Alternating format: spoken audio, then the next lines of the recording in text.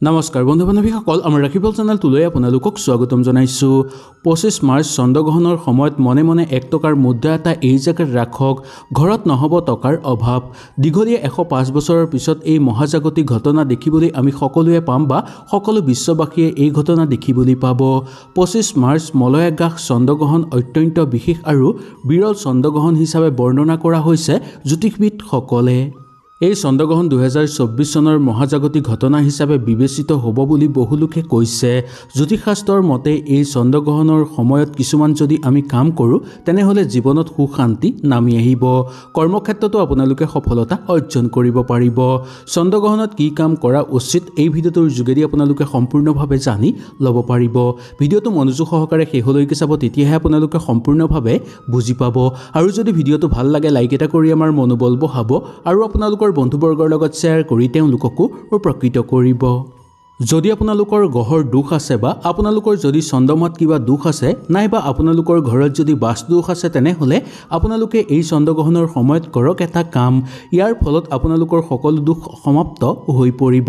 এই চন্দ্ৰগ্ৰহণ চলি থকাৰ সময়ত আপোনালোকে 1 টুকুৰা কয়লা নদী বা পুখুৰীত আপোনালোকে উটুৱাই দিয়ক। ইয়াৰ ফলত দেখিবলৈ পাব যে সকলো দোষ আপোনালোকৰ দূৰ হৈ পৰিব, গ্ৰহ দোষ দূৰ হ'ব, চন্দ্ৰমা দোষ আপোনালোকৰ দূৰ হৈ পৰিব, যাৰ ফলত আপোনালোকৰ ঘৰত সুখ শান্তি নামি আহিবলৈ ধৰিব, ঘৰত সফলতা হ'ব আৰু ঘৰৰ পৰিয়ালৰ মাজত আনন্দময় পৰিৱেশ বিৰাজ কৰা আপোনালোকে নিশ্চয় দেখিবলৈ পাব। সকলো ফালৰ পৰা আপোনালোকৰ ঘৰত সুখ শান্তি নামি আহিব আৰু সকলো ফালৰ পৰাই আপোনালোকৰ ঘৰত ধন সম্পত্তি বৃদ্ধি পাবলৈ ধৰাও আপোনালোকে নিশ্চয় দেখিবলৈ পাব। চন্দ্ৰগ্ৰহণ চলি থকাৰ সময়ত আপোনালোকে যদি পৰুৱাক চেনি খাবলৈ দিয়ে আৰু গৰুক যদি ঘাঁহ খাবলৈ দিয়ে তেনেহ'লে ইয়াক বহু শুভ বুলি মনা গৈছে।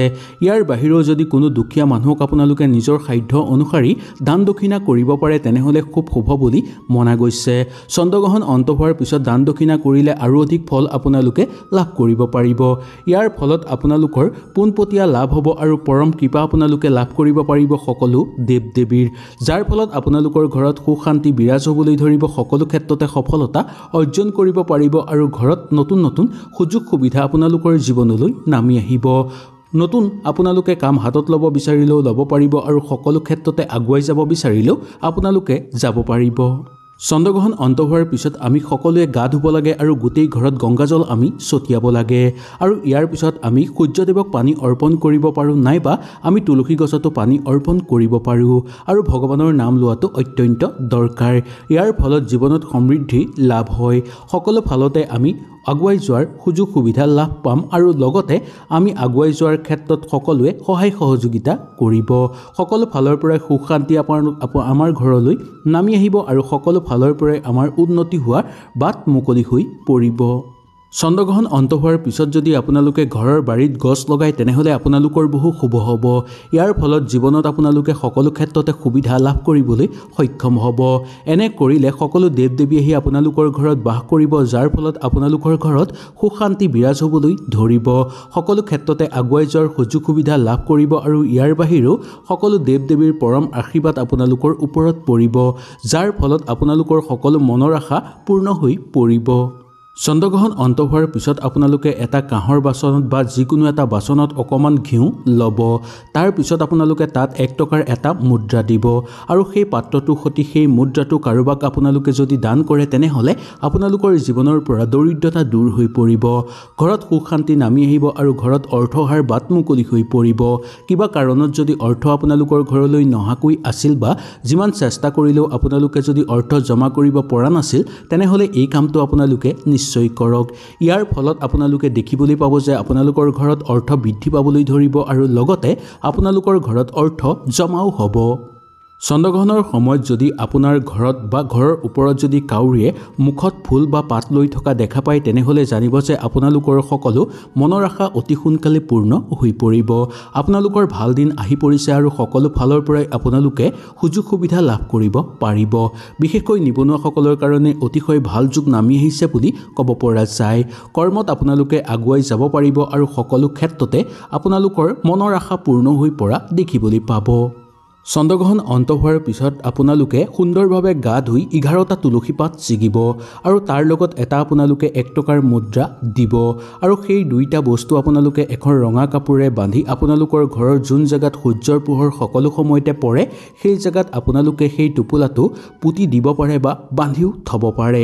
ইয়াৰ ফলত জীৱনত আপোনালোকৰ কেতিয়াও অৰ্থৰ কষ্ট নহব আৰু ঘৰত কেতিয়াও অৰ্থৰ অভাৱ নহব। সকলো ফালৰ পৰা অৰ্থৰ আগমন হ'ব আৰু অৰ্থ আপোনালোকৰ ঘৰলৈ আকৰ্ষিত হৈ পৰিব।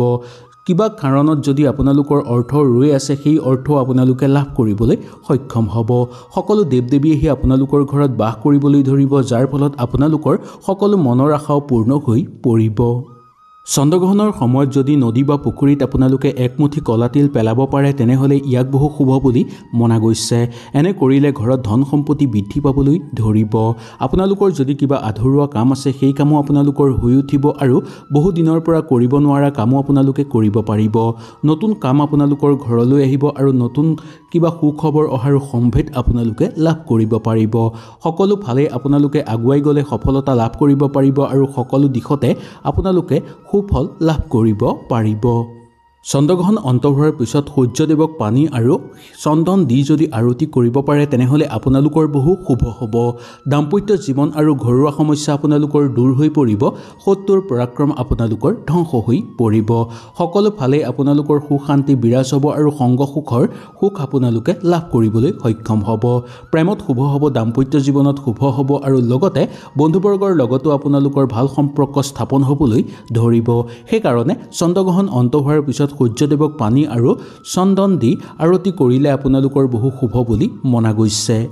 এই গ্ৰহণৰ সময়ত গৰ্ভৱতী মহিলাসকলে কেতিয়াও বাহিৰলৈ ওলাই যাব নালাগে আৰু ওপৰলৈ চাব নালাগে। যদি এনে কৰে তেনেহ'লে গৰ্ভত থকা সন্তানৰ ওপৰত এই গ্ৰহণৰ বেয়া প্ৰভাৱ পৰিব পাৰে বা বেয়া ৰশ্মি পৰিব পাৰে, যাৰ ফলত গৰ্ভত থকা সন্তানৰ স্বাস্থ্যৰ অৱনতি ঘটিব পাৰে। সেইকাৰণে গৰ্ভৱতী মহিলাসকলে এই কাম কেতিয়াও নকৰিব। গ্ৰহণৰ আগতেই যদি আপোনালোকৰ ঘৰত কিবা খোৱা বস্তু বনাই থোৱা আছে তেনেহ'লে গ্ৰহণৰ সময়ৰ আগে আগে আপোনালোকে সেই খোৱা বস্তুৰ ওপৰত তুলসী পাত দি তাৰ ওপৰত ঢাকোন দি সুন্দৰভাৱে ঢাকি ৰাখিব। নহ'লে সেই গ্ৰহণৰ বেয়া ৰশ্মি আহি আপোনালোকৰ আহাৰৰ মাজত প্ৰৱেশ কৰিব পাৰে। সেই আহাৰ যদি আপোনালোকে পিছত খাই দিয়ে তেনেহ'লে আপোনালোকৰ স্বাস্থ্যৰ অৱনতি ঘটিব। গ্ৰহণ অন্ত হোৱাৰ পিছত আপোনালোকে সুন্দৰভাৱে সেই আহাৰৰ ওপৰত পানী ছটিয়াব আৰু তাৰ পিছত ঢাকোন খুলিব। ঢাকোন খোলাৰ পিছত আপোনালোকে তুলসী পাতটো দূৰ কৰি তাৰ পিছত আপোনালোকে সেই আহাৰ খাব। এনেকৈ কৰিলে গ্ৰহণৰ বেয়া ৰশ্মি আপোনালোকৰ আহাৰৰ মাজত প্ৰৱেশ কৰিব নোৱাৰিব আৰু আপোনাৰ স্বাস্থ্যৰো অৱনতি নঘটিব। হয়তো এই ভিডিঅ'টোৰ যোগেদি আপোনালোকে সুন্দৰভাৱে বুজি পালে। যদি কিবা অসুবিধা পালে নিশ্চয় মোক তলত কমেণ্ট কৰি জনাব। তেনেহ'লে আজিলৈ আপোনালোকৰ ওচৰৰ পৰা বিদায় লৈছোঁ। কালিলৈ পুনৰ লগ পোৱাৰ প্ৰতিশ্ৰুতিৰে আজিলৈ নমস্কাৰ।